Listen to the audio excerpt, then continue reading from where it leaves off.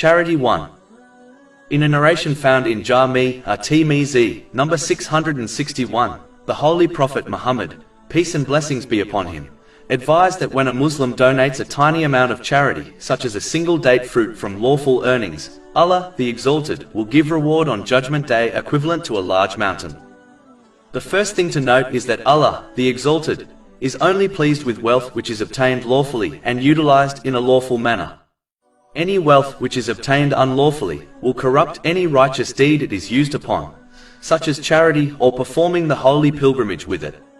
A narration found in Sahih Muslim, number 2346, clearly warns that a person's supplication will be rejected if they obtain and utilize the unlawful. If one's supplication is rejected, how can any other action be accepted by Allah, the Exalted? Finally, this narration indicates the importance of spending in any way which pleases Allah, the Exalted, such as spending on one's needs and the needs of their dependents. This has been confirmed in a narration found in Sahih Bukhari, number 4006. Allah, the Exalted, will greatly reward those who spend in the correct way according to their intention, meaning the quality of their spending and not according to quantity. Therefore, Muslims should correct their intention by spending for the sake of Allah, the Exalted, according to the traditions of the Holy Prophet Muhammad, peace and blessings be upon him, irrespective of how much or little it is. It is important for a Muslim to spend according to their means, and never worry about how much or little they spend. It is hoped that whoever spends according to their means will be granted reward according to the infinite status of Allah, the Exalted, which is beyond comprehension. But the one who holds back will miss out on this great reward.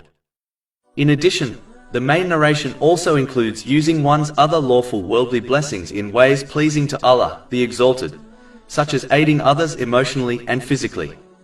As long as one aids others in what is good for the sake of pleasing Allah, the Exalted, and they do not seek gratitude or praise from people, they will receive an uncountable reward.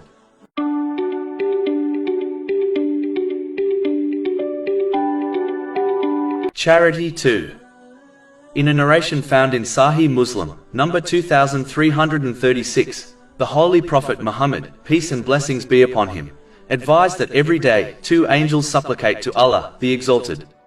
The first asks Allah, the Exalted, to compensate the one who spends for his sake.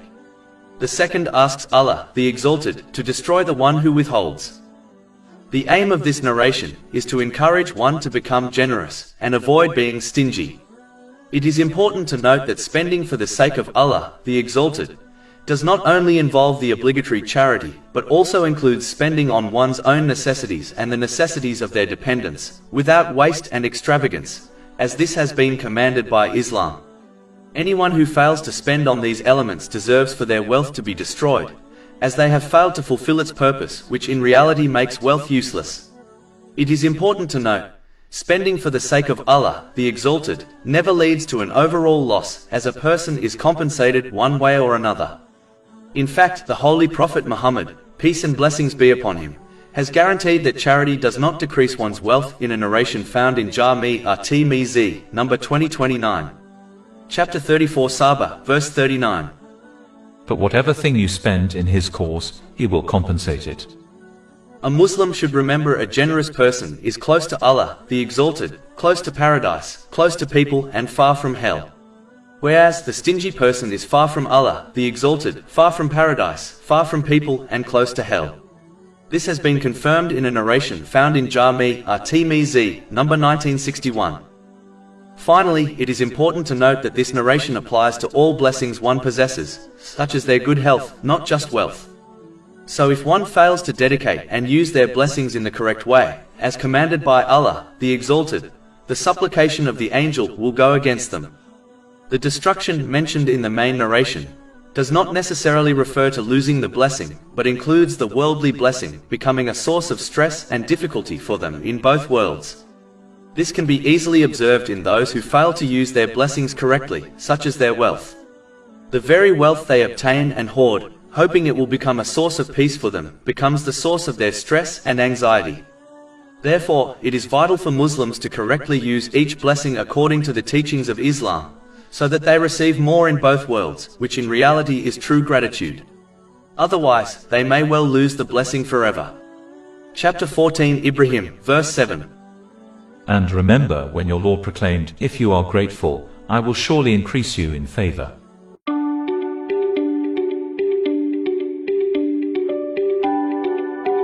Charity 3. In a narration found in Sahih Bukhari, number 6444, the Holy Prophet Muhammad, peace and blessings be upon him, warned that the rich in this world will be poor in the hereafter, unless they spend their blessings correctly, but these people are a few in number. This means that the majority of wealthy people incorrectly spend their wealth, meaning on things which are either vain and therefore provide them with no benefit in the hereafter, and no real benefit in this world. Or they spend on sinful things which will become a burden for them in both worlds.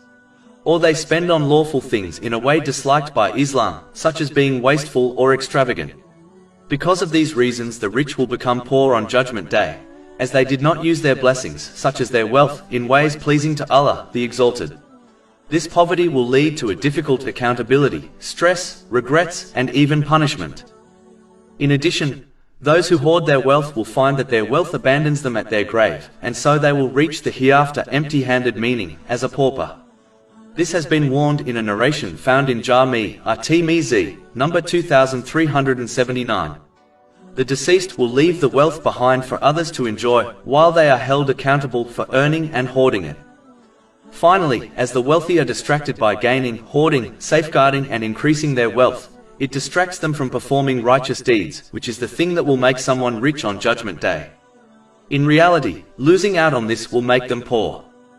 It is important to note, spending wealth correctly is not only donating charity, but includes one's spending on their necessities, and the necessities of their dependents, without being wasteful or extravagant. The truly rich person is the one who uses their blessings, such as their wealth, correctly as prescribed by Islam. This person will be rich in this world and in the next. Chapter 16 An-Nahl, verse 97.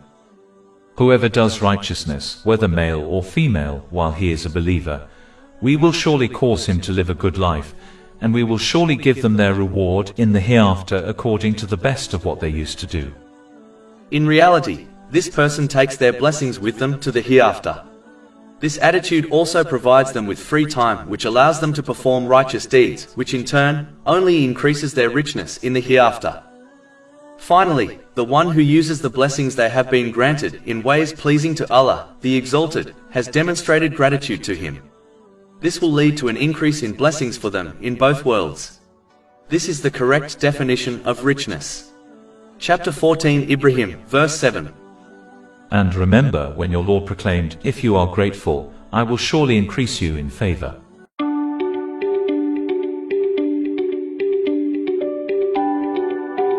Charity 4. In a long narration found in Sahih Bukhari, number 6806, the Holy Prophet Muhammad, peace and blessings be upon him, mentioned 7 groups of people who will be granted shade on the Day of Judgment by Allah, the Exalted.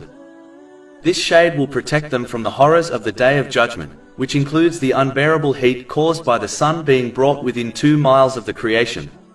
This has been warned in a narration found in Jami' at-Tirmizi, number 2421. One of these groups includes a person who donates secret charity. Even though donating charity publicly can invite and encourage others to do the same, which increases one's reward depending on how many people follow their behavior, which is confirmed in a narration found in Sahih Muslim, number 2351. Yet, donating charity in secret avoids the dangerous sin of showing off, which destroys one's deed. When a Muslim donates in secret, it indicates their sincerity to only please Allah, the Exalted. It is important to note, this narration did not set a limit of how much charity must be donated. So a Muslim has no excuse if they fail to act on this advice, as Allah, the Exalted, observes the quality of a deed, meaning a person's sincerity, not quantity. This has been confirmed in a narration found in Sahih Bukhari, number 1. In addition, charity in Islam is not only restricted to donating wealth. In fact, it encompasses all good deeds, such as commanding good and forbidding evil. This has been advised in a narration found in Sahih Muslim, number 1671. As long as one of these righteous deeds is done in secret without the person mentioning it to others, it is hoped they will fulfill this narration and be granted shade on Judgment Day.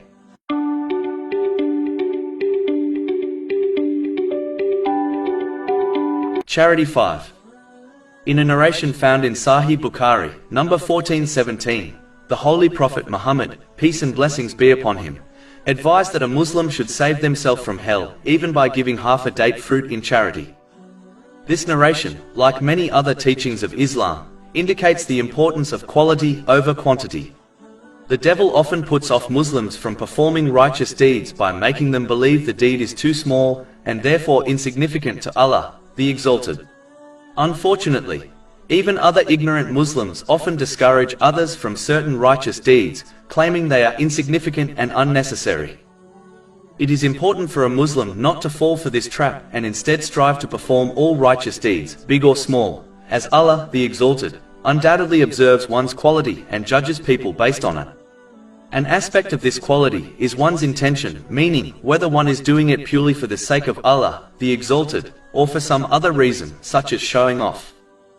A Muslim should firstly concentrate on correcting the quality of their good deed, such as possessing a good intention, and then ensure that the source of the good deed, such as giving charity, is from a lawful source, as any deed which has a foundation in the unlawful will not be accepted.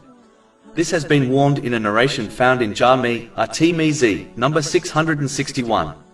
Next, a Muslim should perform all voluntary righteous deeds according to their means and strength.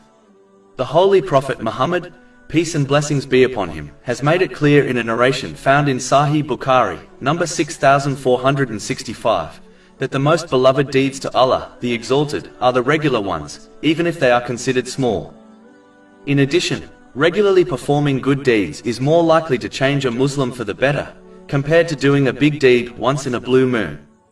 In respect to voluntary charity, a Muslim should donate regularly according to their means, even if it is a single pound, and firmly believe Allah, the Exalted, will turn this into a mountain of reward on Judgment Day.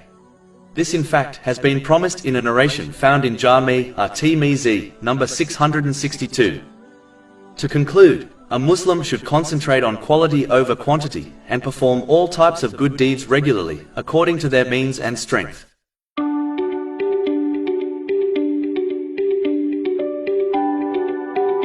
Charity 6. In a narration found in Jami' at-Tirmizi, number 2029, the Holy Prophet Muhammad, peace and blessings be upon him, advised three things. The first is that charity does not decrease one's wealth. This is because whatever a Muslim spends for the sake of Allah, the Exalted, in respect to any blessing, such as time, Allah, the Exalted, will compensate them. This compensation will be much more than what they originally used. Chapter 2 Al-Baqarah, verse 245. Who is it that would loan Allah a goodly loan, so he may multiply it for him many times over? For example, Allah, the Exalted, may grant the one who spends for his sake with financial opportunities, which leads to an overall increase in wealth. In addition, this could be referring to the reality that whatever is destined to be spent on a person, which is their true wealth, can never change irrespective of their behavior or the behavior of the entire creation. In fact, a person's provision was allocated to them over 50,000 years before Allah, the Exalted, created the heavens and the earth. This is confirmed in a narration found in Sahih Muslim, number 6748. So in reality, one's charity will not change the amount of wealth which is destined to be spent on them, such as wealth spent on their food. Finally, charity does not reduce one's wealth, as one is only depositing their wealth in their hereafter account. This is like the one who transfers money between two bank accounts their own. In this respect, charity does not reduce one's wealth, as the real beneficiary is oneself. Remembering this will prevent one from seeking gratitude from those they aid, and it will prevent pride, as one is, in reality, benefiting no one other than themselves when they give charity.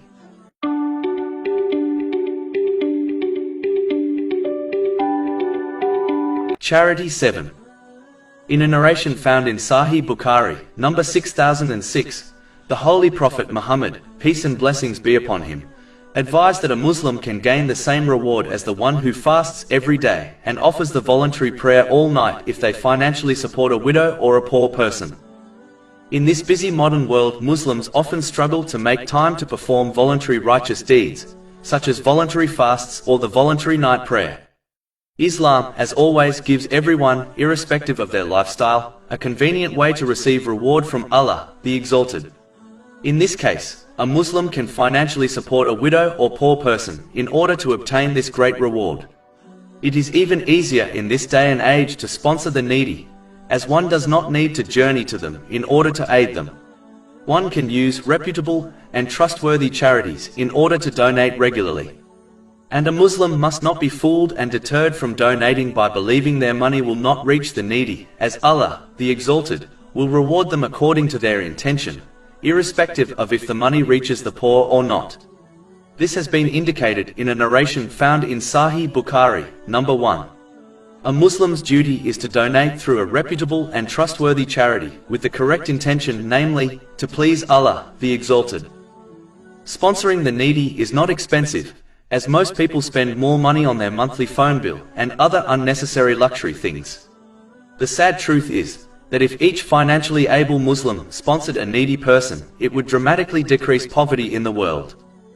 Finally, the one who cannot afford to do this should encourage the one who can afford it, and as a result they will receive the reward of donating the charity. This has been confirmed in a narration found in Jami' at-Tirmidhi, number 2674. This therefore leaves no reason why all Muslims should miss out on obtaining this easy reward.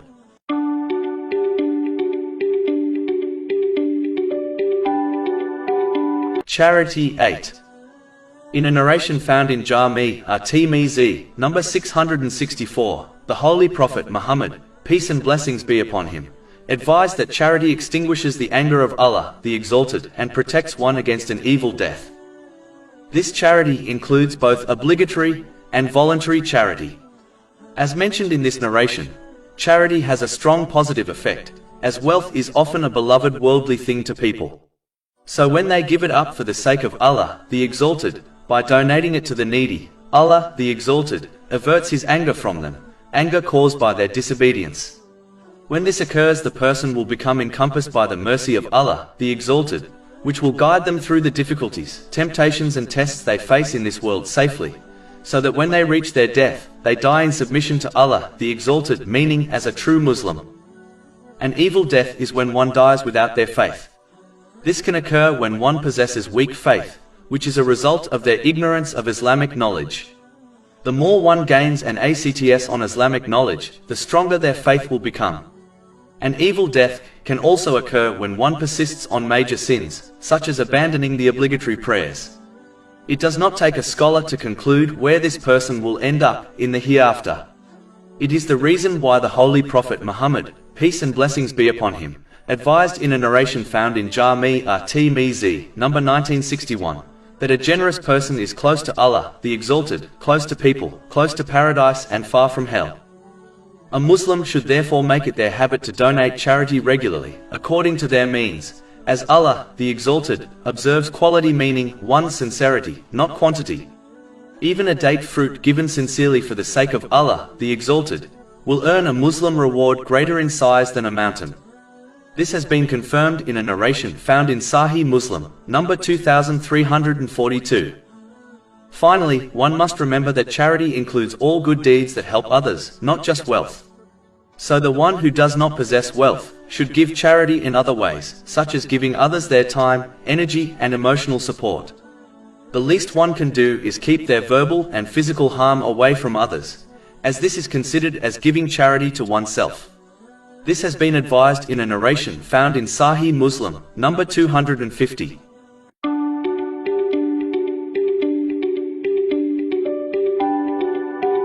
Charity 9. In a narration found in Imam Munzari's Awareness and Apprehension, number 603, the Holy Prophet Muhammad, peace and blessings be upon him, advised that everyone will stand under the shade of their charity on Judgment Day. It is important to bear in mind this is an extremely vital blessing to obtain, as the sun will be brought within 2 miles of the creation on Judgment Day. This has been warned in a narration found in Jami' at-Tirmidhi, number 2421. People struggle to handle the heat of a summer's day. How will they possibly handle the heat of Judgment Day without shade? A Muslim should therefore strive to give regular charity irrespective of its quantity, as Allah, the Exalted, does not observe quantity, he judges actions based on quality, meaning one's sincerity. This is confirmed in a narration found in Sahih Bukhari, number 1. In addition, a narration found in Sahih Bukhari, number 6465, advises that the most beloved deeds to Allah, the Exalted, are the regular ones, even if they are small. In fact, Allah, the Exalted, has made it clear that He will reward actions even if they are the size of an atom. Chapter 99 Az-Zalala, verse 7. So whoever does an atom's weight of good will see it. Therefore, this leaves Muslims with no excuse in failing to regularly donate charity for the pleasure of Allah, the Exalted, hoping to gain a strong shade which protects them from the severe heat of a great day. Finally, one must remember that charity includes all good deeds that help others, not just wealth. So the one who does not possess wealth should give charity in other ways, such as giving others their time, energy, and emotional support. The least one can do is keep their verbal and physical harm away from others, as this is considered as giving charity to oneself. This has been advised in a narration found in Sahih Muslim, number 250.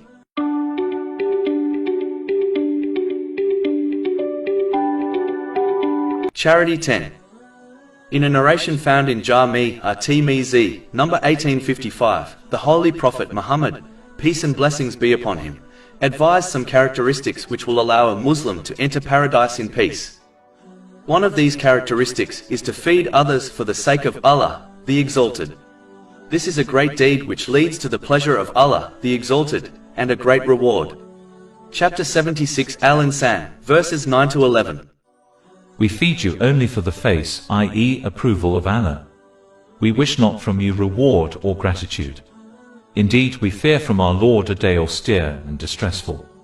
So Allah will protect them from the evil of that day, and give them radiance and happiness. In addition, the one who feeds others for the sake of Allah, the Exalted, will be fed the fruits of paradise on Judgment Day. This has been advised in a narration found in Jami' at-Tirmidhi, number 2449.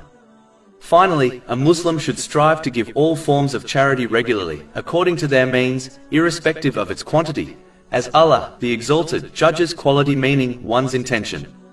This has been advised in a narration found in Sahih Bukhari, number 1.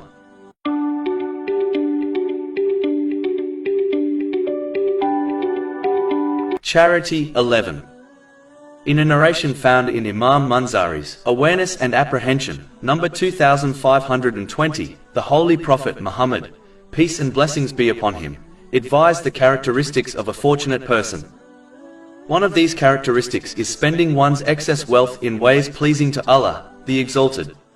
Excess wealth is the wealth which remains after one fulfills their needs and the needs of their dependents without waste, excessiveness or extravagance.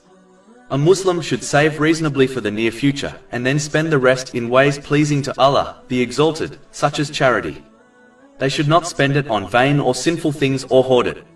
Hoarding wealth in reality makes it useless, as this practice defies the very purpose of its creation. Wealth which circulates in society is beneficial to all, whereas hoarding only widens the gap between the rich and the poor. And it in reality does not benefit its owner, as they failed to enjoy it during their life, yet will be held accountable for it in the hereafter. A Muslim should either avoid obtaining excess wealth or at least use it in the correct way.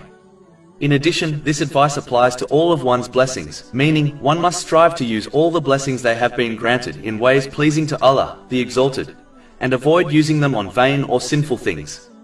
Vain things only lead to wasting one's precious resources, and it will be a great regret for them on Judgment Day, especially when they observe the reward given to those who utilize their blessings correctly. Finally, vain and sinful things only lead to stress and trouble in both worlds, as this causes one to forget Allah, the Exalted, as truly remembering Him involves using the blessings one has been granted in ways pleasing to Him. Chapter 20 Taha, verse 124.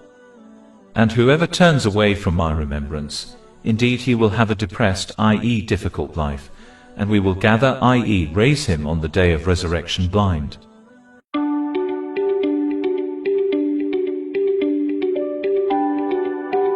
Charity 12.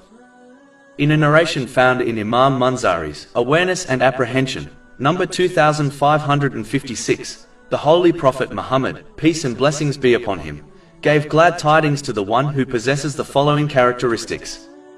One of these characteristics is spending wealth without being disobedient to Allah, the Exalted, and to aid the weak and needy. This includes any spending which derives real benefit in this world or the next. It includes spending on fulfilling one's needs and the needs of one's dependents without excessiveness, waste or extravagance. Spending in this way is in fact a righteous deed, according to a narration found in Sahih Bukhari, number 4006. This correct spending encompasses all of the worldly blessings one has been granted and involves using them in ways pleasing to Allah, the Exalted. Aiding the needy includes all types of aid and support, such as financial, emotional, and physical help. The one who aids others in this way will obtain the support of Allah, the Exalted, in both worlds. This is confirmed in a narration found in Jami' at-Tirmidhi, number 1930. The one who gains this cannot fail, as the help of Allah, the Exalted, overcomes all things. One must always remain sincere in their deeds by only performing them in order to please Allah, the Exalted. This is proven when one does not hope for, nor demand any gratitude from people. One should aid others, just like they desire others to aid them.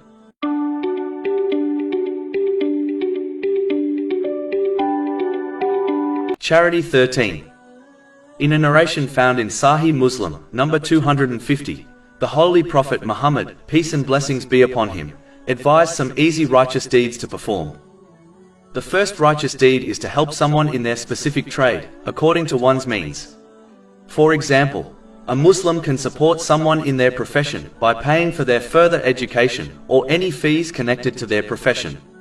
Helping in this way is in fact a great way of supporting an entire family, as helping a person who earns to support their family is indirectly supporting the family, even though it is far cheaper and easier than actually supporting the entire family. In addition, the donor will continue to gain reward, even after their death, as long as the person is benefiting from the donor's support while working in their trade. The next thing mentioned in the main narration under discussion is that a Muslim should help someone who does not have a profession. This can include advising them on the best thing to do in order to obtain lawful wealth, paying for their education, or encouraging business owners to hire them. This includes anything which aids this type of person to obtain lawful provision, so that they can fulfill their needs and the needs of their dependents. This is an important good deed, as the one who does not have a lawful occupation is more likely to seek wealth through unlawful means, such as crimes. Helping people to obtain a lawful profession, therefore reduces crimes and poverty within society. This benefits everyone within the society. The final thing mentioned in the main narration under discussion, which all Muslims are capable of doing, is keeping their harm away from others, as this is an act of charity to oneself, as it saves them from punishment. In fact, keeping one's verbal and physical harm away from the self and possessions of others is the very definition of a true Muslim and believer. This is confirmed in a narration found in Sunan and Nasai, number 4998. It includes treating others in the same way one desires others to treat them. Simply put, the one who leaves others in peace will be granted peace and reward. The Muslim who adds to this behavior by benefiting others according to their means, even if it is only a good word of encouragement, will gain reward on top of reward, and this leads to success in both worlds. Finally, keeping one's harm away from others is important, as justice will be established on Judgment Day. The one who wronged others will be forced to hand over their good deeds to those who they wronged, and if necessary, they will take the sins of those they wronged. This may well cause them to be hurled into hell. This has been warned in a narration found in Sahih Muslim, number 6579.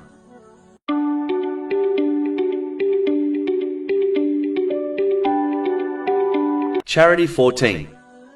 In a narration found in Sahih Bukhari, number 1427, the Holy Prophet Muhammad, peace and blessings be upon him, gave some advice relating to wealth. The first thing is that the upper hand is better than the lower hand. This means that the one who strives to give their obligatory and voluntary charity, according to their means, is superior to the one who gives less and instead takes things, such as wealth, from others. This narration does not criticize the needy, as they are entitled to take from others to fulfill their needs. But it criticizes those who are capable of giving but withhold, and those who do not need to take things from others yet still ask and take them. A Muslim should give according to their means, irrespective of its size, as Allah, the Exalted, observes quality, meaning one's sincerity, not quantity. Every atom's worth of good will be recorded and rewarded by Allah, the Exalted. Chapter 99 Az-Zalala, verse 7. So whoever does an atom's weight of good will see it. And Muslims should only ask and take things from others if they really need them. Otherwise, they should abstain from asking too much, as this leads to one becoming dependent on other people and losing trust in Allah, the Exalted. One should use the resources they have been granted according to the teachings of Islam, such as their physical strength, and rely on Allah, the Exalted, to fulfill their needs. Chapter 11 Hud, verse 6. And there is no creature on earth but that upon Allah is its provision, and He knows its place of dwelling and place of storage. All is in a clear register. The next thing mentioned in the main narration under discussion is that a Muslim must first spend on their own necessities and the necessities of their dependents before donating charity. This is not only a righteous deed according to a narration found in Sahih Bukhari, number 4006, but it is also sinful to fail in striving in lawful ways to fulfill the needs of one's dependents, according to a narration found in Sahih Muslim, number 2312. The final thing mentioned in the main narration under discussion is that the best charity is when one donates after fulfilling their needs and the needs of their dependents without excessiveness, waste or extravagance, and without putting themselves into financial difficulty. Islam teaches Muslims not to donate all their wealth, but to donate regularly according to their means in a balanced way. Quality and consistency of deeds are more important than the quantity of deeds.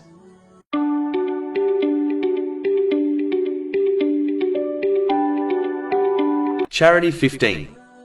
In a narration found in Sahih Muslim, number 2376, the Holy Prophet Muhammad, peace and blessings be upon him, indicated that the one who spends in ways pleasing to Allah, the Exalted, will be rewarded according to what they give.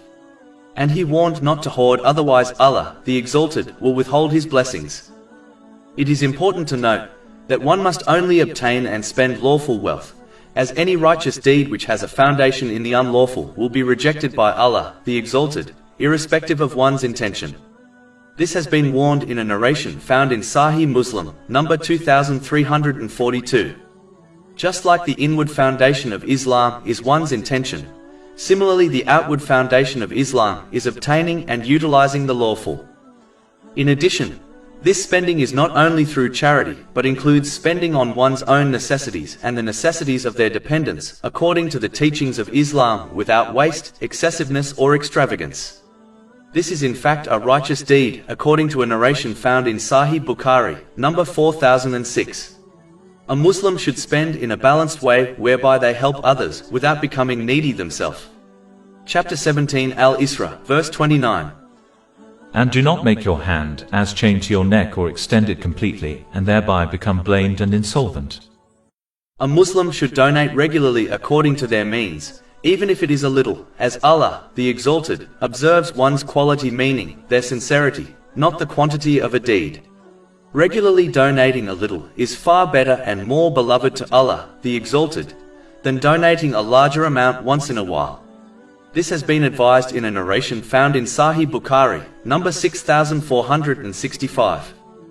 It is important to note, as mentioned in the main narration under discussion, when one gives according to their means, Allah, the Exalted, will reward them according to His infinite status.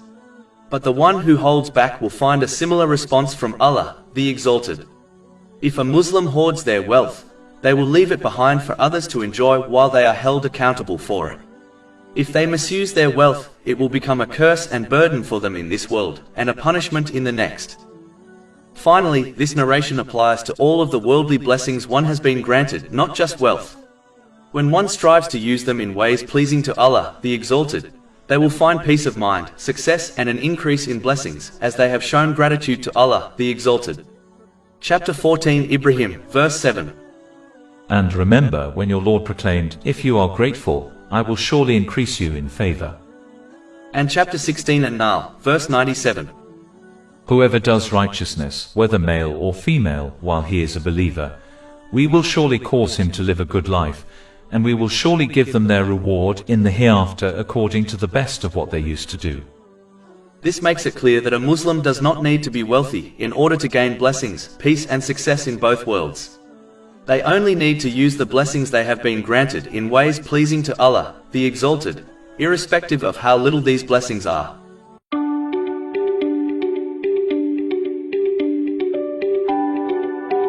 Charity 16. In a narration found in Sunan Abu Dawood, number 2866, the Holy Prophet Muhammad, peace and blessings be upon him, advised that giving charity during one's lifetime is 100 times better than giving it when they reach their deathbed. This is important to understand, as many Muslims foolishly believe they can either hoard their wealth or spend it in ways pleasing to their own desires instead of in ways pleasing to Allah, the Exalted. And when they reach their deathbeds they will then donate large amounts of wealth. First of all, as warned in this narration, a Muslim will lose most their reward behaving in this manner. This is because they have realized that they are departing from this world, and their precious wealth has now become insignificant and useless to them, as they cannot take it with them. Giving something useless to Allah, the Exalted, is not the characteristic of a true Muslim. In fact, it contradicts true belief and piety. Chapter 3 Ali Imran, verse 92. Never will you attain the good reward until you spend in the way of Allah from that which you love. A Muslim should therefore be kind to themselves and spend in ways which are pleasing to Allah, the Exalted, which includes spending on their own necessities and the necessities of their dependents without waste, excessiveness or extravagance. They should not wait for their last moment, as this might come unexpectedly, and spending at this time will not be so fruitful for them anyway.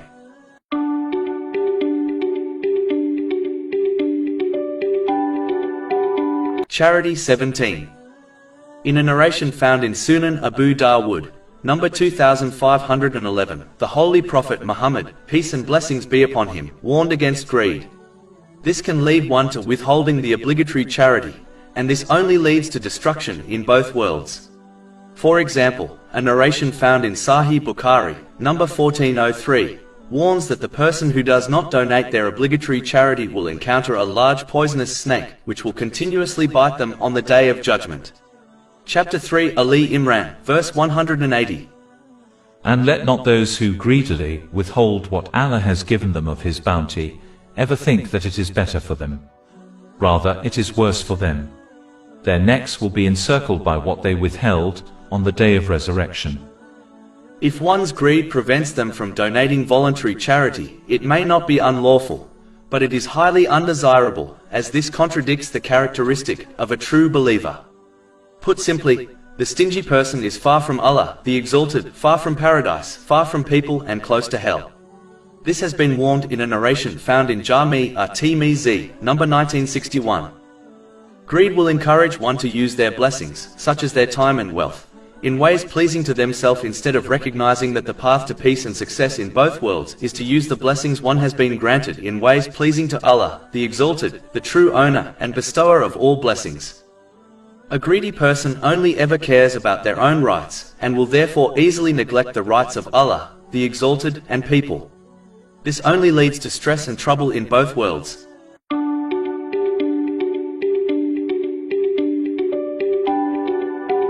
Charity 18. In a long narration found in Jami' at-Tirmizi, number 2616, the Holy Prophet Muhammad, peace and blessings be upon him, described some important deeds which Muslims must strive to perform.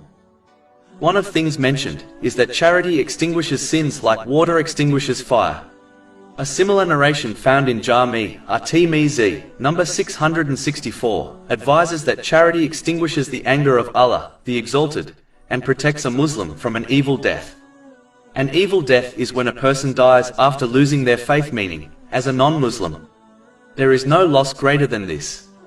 This is possibly why the Holy Prophet Muhammad, peace and blessings be upon him, warned in a narration found in Jami' at-Tirmizi, number 1961, that a stingy person is far from Allah, the Exalted, far from the people, far from paradise, and close to hell.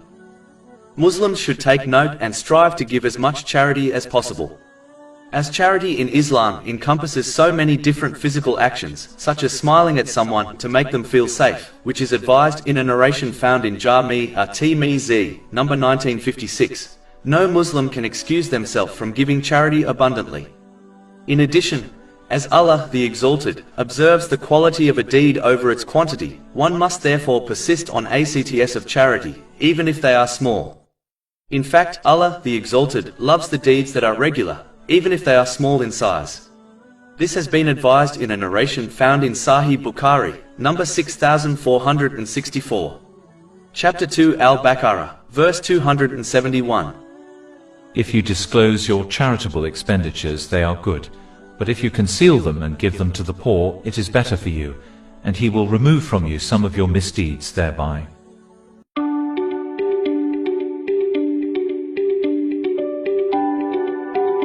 Charity 19. I had a thought which I wanted to share.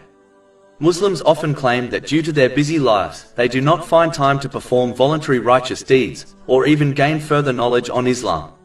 In cases like this, a Muslim should strive to donate as much charity as possible, as this righteous deed does not take much time, and it is a huge branch of faith.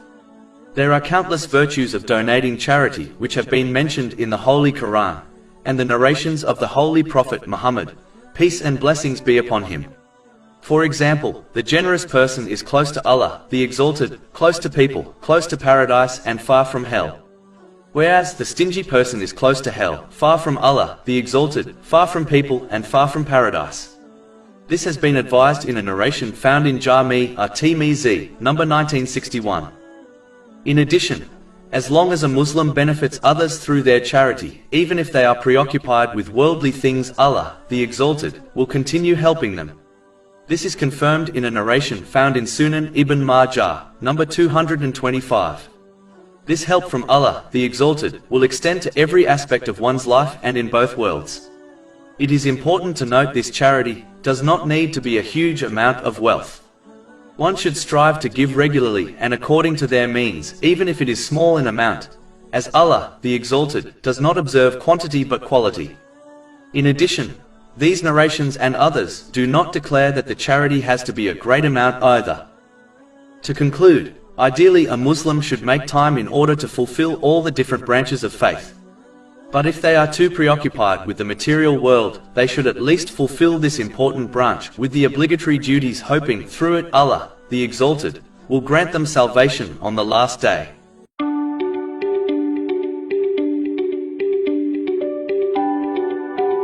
Charity 20. I had a thought which I wanted to share. When a Muslim truly believes that everything they possess belongs to Allah, the Exalted, then using the blessings they possess correctly, such as giving charity, through the grace of Allah, the Exalted, becomes easy. One who adopts this attitude realizes they are simply returning a loan that was given to them by Allah, the Exalted. Chapter 2 Al-Baqarah, verse 254. O you who have believed, spend from that which we have provided for you. This behavior also protects one from destroying their good deed of charity through pride. Pride makes a person believe they are doing Allah, the Exalted, and the needy a favor by donating charity. But the same way one returns a bank loan without pride, Muslims need to realize their charity is a way of repaying the loan given by Allah, the Exalted. In addition, the needy are doing the donor a favor by taking their charity. The needy are a means for them to obtain reward from Allah, the Exalted, and without them this would be impossible. If one believes that their wealth was accumulated through their intelligence and strength, they must understand that these things were also given by Allah, the Exalted. Therefore, this loan in the form of blessings such as wealth must be returned to Allah, the Exalted. Otherwise they may face a penalty that will begin in this world and continue into the hereafter. When one donates charity, their transaction is not with a needy person, in fact it is with Allah, the Exalted. When a person sincerely does business with Allah, the Exalted, they can be confident of an unimaginable profit which will benefit them in this world and in the next. This has been indicated in the main verses under discussion. Chapter 2 Al-Baqarah, verse 245. Who is it that would loan Allah a goodly loan, so He may multiply it for him many times over? Over 400 free ebooks, audiobooks, infographics, podcasts and blogs available on our website, www.shakepod.com.